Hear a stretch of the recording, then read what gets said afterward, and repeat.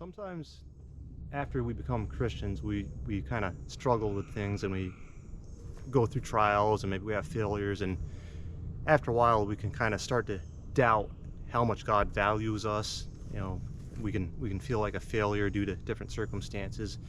And when these things happen, one question that's good to ask is, what's the most powerful thing in all the universe? Is it God, or is it our sinful thoughts and the deception of our heart? Jeremiah 17:9, it says, "The heart is deceitful and wicked above all things. Who can know it?" And so one of the things that tells us is our thoughts, they're affected by sin. It affects how we think about ourselves and how we think about God. And sometimes we make mistakes. Sometimes we try really hard at something and we fail.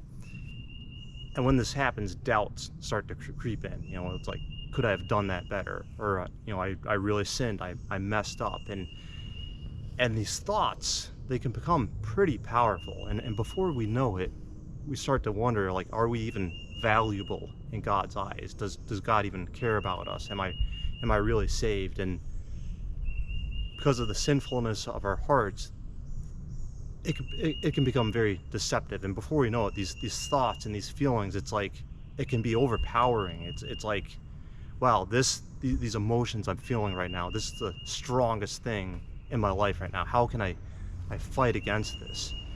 And again, what's more powerful, that or God? God is the most powerful thing that's ever existed. God has all the power in the universe, and he's all wise. And one scripture I've found to be extremely helpful with all this, it's 1 John chapter 3 verse 20, and it says, "In whatever our heart condemns us, God is greater than our hearts and knows all things."